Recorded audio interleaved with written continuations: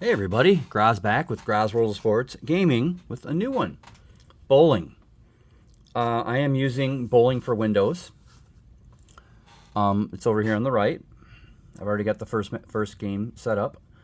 I am running the Miller Lite Classic. Let's do this and show you what we are doing here. We're running the Miller Lite Classic at the Gable House Bowl in Torrance, California.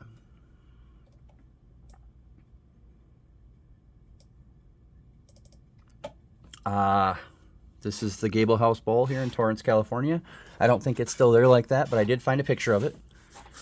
And we are in the match play round, round 11. So I'm not going to give you any standings or anything. I'm just going to do the what do you call it? The matchup, or I'm going to do the games, and that'll be fun, I hope. Let's see. Okay, let's move this over just a touch. Try to make this. Okay, that doesn't get any bigger, so I guess we'll just leave it just like that. Okay, so up first we have the number 14 coming into, because it's a round robin type thing. Everybody bowls everybody for 20 some rounds or 20 some games. There's 24 in the match play. So number 14, Nelson Bo Burton. I think this is junior. And Johnny Petraglia. When I'm all done with this tournament, I'll do a complete update and everything. So here we go. I'm just going to roll. I'm not going to roll super quick because you could get one of these games done in like 10 seconds. But, anyway, we have, I don't know, what, 12 games maybe? But yeah, with Nelson Burton, Johnny Petraglia. Strike. Burton with a spare. Strike for Petraglia. Burton with a spare. Petraglia's got the first three. Okay. There's Burton with his first strike. Petraglia still going. Burton with a spare. Oh, Petraglia's 300 is gone. Picks up his spare. Okay. So, ew, what an ugly leave. I don't know how you would even leave that. And Burton misses it. So halfway through the match, it says plus 54 for Petraglia. That's if they strike out. So here we go. Petraglia with a double. Burton. Okay, Johnny Petraglia leaves a one-pin spare. Burton might be coming back into it. Another one-pin spare. Burton, Petraglia rolls a 233. 94, 64, 94, 224. So even if Burton strikes out, Petraglia wins this match. And he almost does. So then what we do is we put it in to the, whoops, I hit the wrong thing there. Sorry, everybody. Petraglia with a 233. Nelson Burton with a 222. And then just so that I know who wins later, I bold it and I color it red. And if they tie, then they get italics. Okay, so we're going to reselect the bowlers. Let's get that out of there. And that. Okay.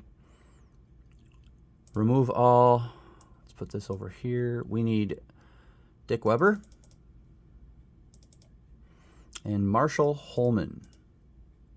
Oh, I forgot to mention, this is using the 1978 Pro bowlers. Okay, so Dick Weber and Marshall Holman. Here we go. Weber starts out with a strike. Holman with a spare. Weber. Okay, this is looking like last game. Almost exactly. Weber with the front four. Holman. Weber with the front five. Holman's kind of coming in behind here. Oh, Weber loses it in the sixth. Marshall Holman with a strike. So Holman is 18 pins behind if they struck out. Okay, Dick Weber striking the seventh. Holman with a 10 pin pickup. And right now, Holman is 29 pins behind. Yeah, sorry, you can't really... Well, I guess if you zoomed in, you'll be able to see it better. Weber with a strike. Holman with an interesting pickup. Weber has pretty much got this one with a 265. And Holman with a 204. At least he rolled a 200. 204. And then Dick Weber with a 265. That's going to be hard to beat for this round.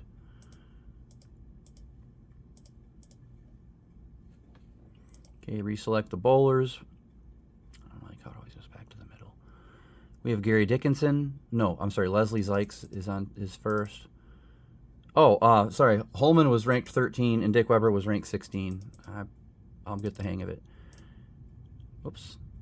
What did I do? Remove all. We want...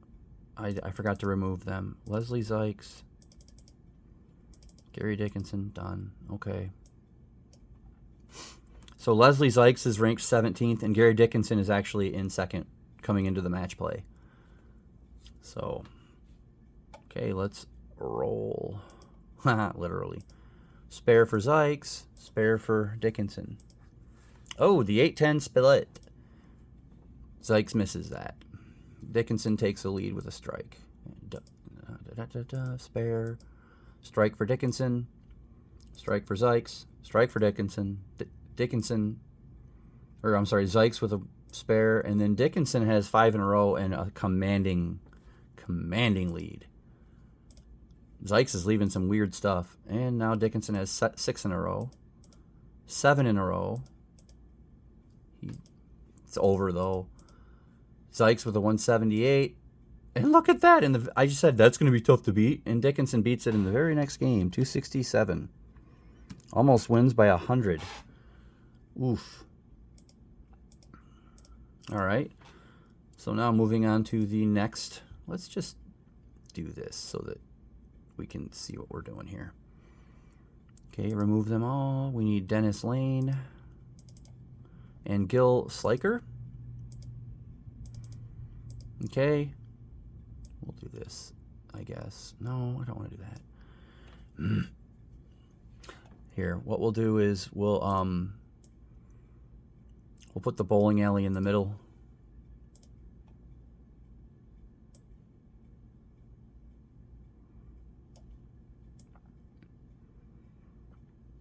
There.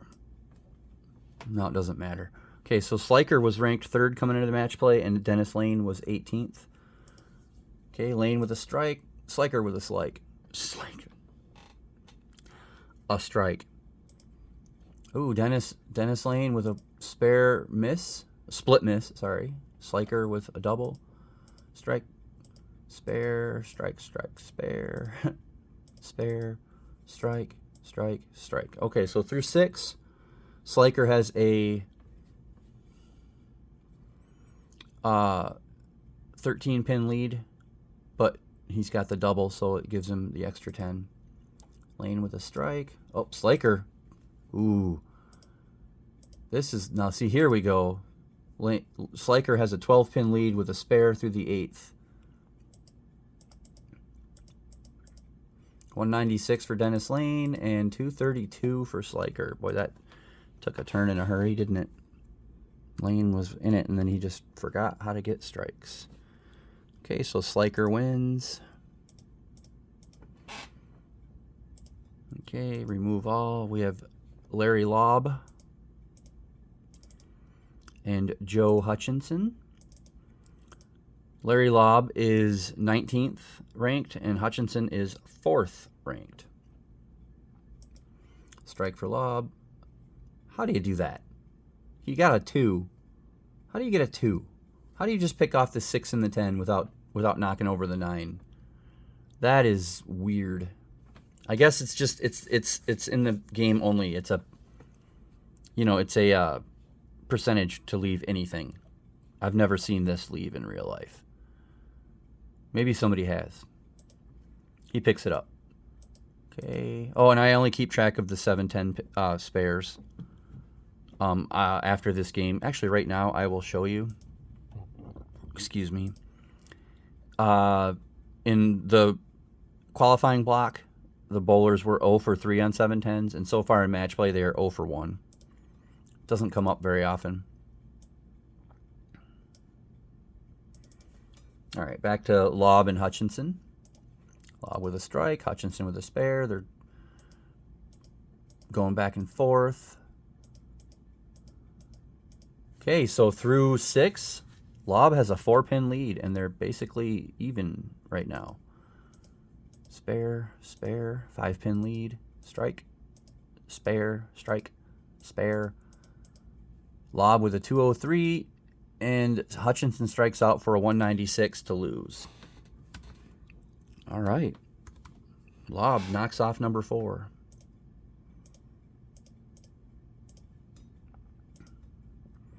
Okay, now we have Warren Nelson and Bill Spigner. All right, let's go. Warren Nelson, strike. Spigner with a spare. Strike, strike, strike. 10-pin spare.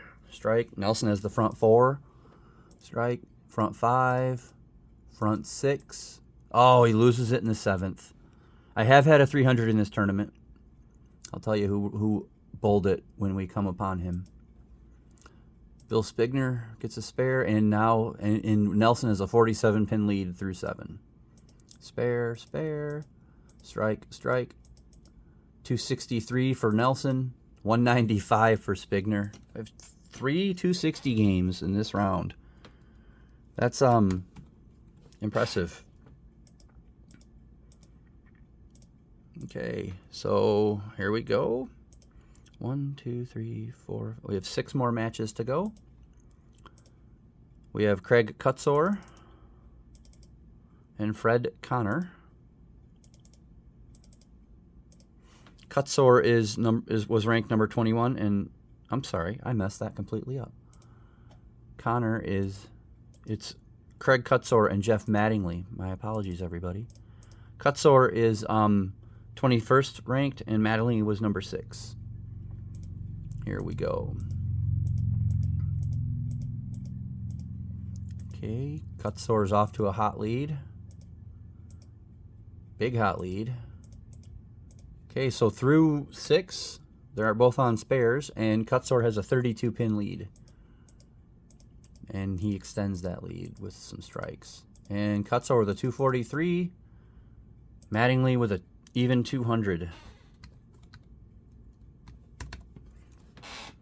All right, so Kutzor wins that game. Now we are going to move into what is one of the unluckiest bowlers in the whole tournament, Joe Groskind. And then he's playing Fred Connor. Groskind is, through 10 rounds of match play, 1-9. And he won his first game in round 10. So he was 0 for 9 in the first 9 games. So let's see if he can keep up his winning ways now that he won one. He's got a huge lead right away. Front 4, front 5. Wow, Groskind, shut me up. He's got the front 7. Look out. Front 8. Oh, he gives it up in the 9th.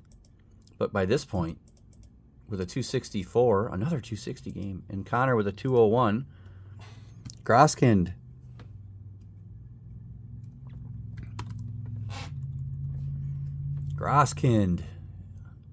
wins his 2nd straight game. Impressive. All right. Up next, we have Joe Berardi, who was ranked number 23rd, and Keith Craycraft, who was number 8. Here we go. Let's see. Wouldn't mind having a 300 on camera. That'd be kind of neat.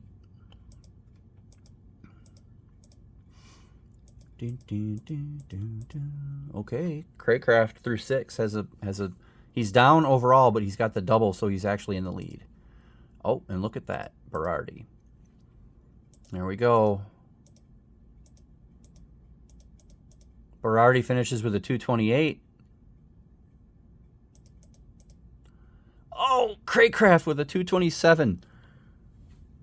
Wow, he needed 9 to tie, a strike to win in that last ball, and he got an 8. Joe Berardi wins by 1. That is an incredible result.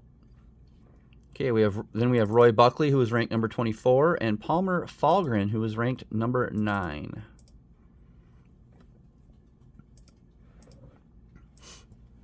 Yikes, the 279 leave. He picked it up. All right. Through 6, Buckley has a 5-pin lead. Oh, that spare. Oh, no.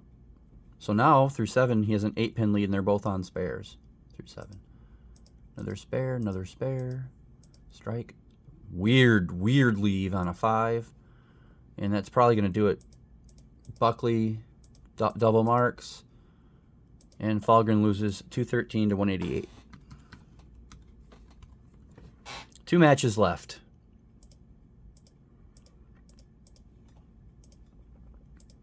Okay, number 12 ranked was Mark Roth, who, by the way, is the man who rolled the 300 in this tournament, in the qualifiers. And he will bowl Wayne Webb, who is ranked 10th. So Roth and Webb, here we go. No 300 for Mark Roth this time. Possibly for Wayne Webb, though. Nope. But both on spares halfway through the match, and Wayne Webb has a 39-pin lead over Mark Roth. Look out, Mark Roth. Roth finishes with a 227. Wayne Webb beats him by 3. So Roth came roaring back there, but Wayne Webb with a 230 to win. So we only have 1 game left, and it's got a lot of people's all-time favorite in it. The number 1 ranked Jay Robinson will bowl a lot of people's favorite, Earl Anthony. Robinson's came into the match play ranked number 1. Earl Anthony was ranked number 11. Here we go. All right. Wow, they're just kind of matching mediocrity until they start getting the strikes. Jay Robinson misses the 4-9. Earl Anthony somehow picks up the 7-8-9, which is a weird leave. And they are very close to each other. Look at that. Earl Anthony strikes to match Robinson's, and Robinson is ahead by 1 pin. Wow, going into the 10th, 1 pin. 231 for Robinson. Earl Anthony misses in the 10th. He misses his spare. Robinson beats him 231 to 210. So there you go. And I will watch this back to see if that was a 7-10 because I went so quick I missed it. But anyway, there you go. There's a round of the Miller Lite Classic at the Gable House Bowl in Torrance, California. Pro Bowling in 1978. This is the season opener. These tournaments do not go fast. I mean, I could. Here, I'll show you real quick just how fast this can go. I will pick the top 4 guys, because you can do 4 at a time. All right? And this doesn't count. None of this counts. Watch how quick I can go through a game.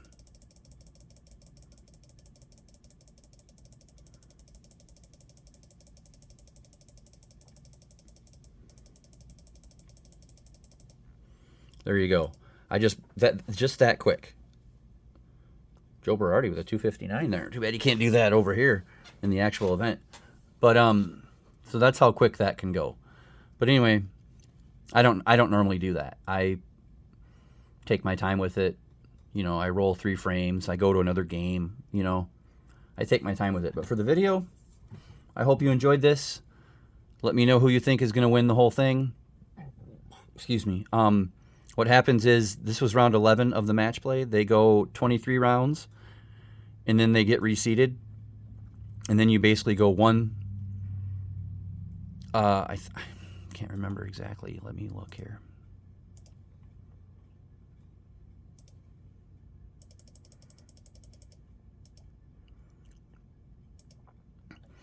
Um, 24.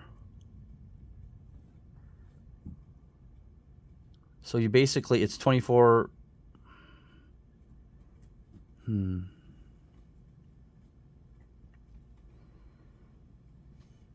extra game, I think it's 23 or 24 bowls, number 23, and they go on up, and then the top 5 go to TV. So, I mean, I'll definitely, make sure that I've got that figured out. But there you go.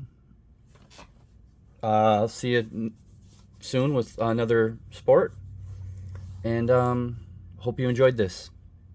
I've been Graz. This is the Graz World of Sports Gaming.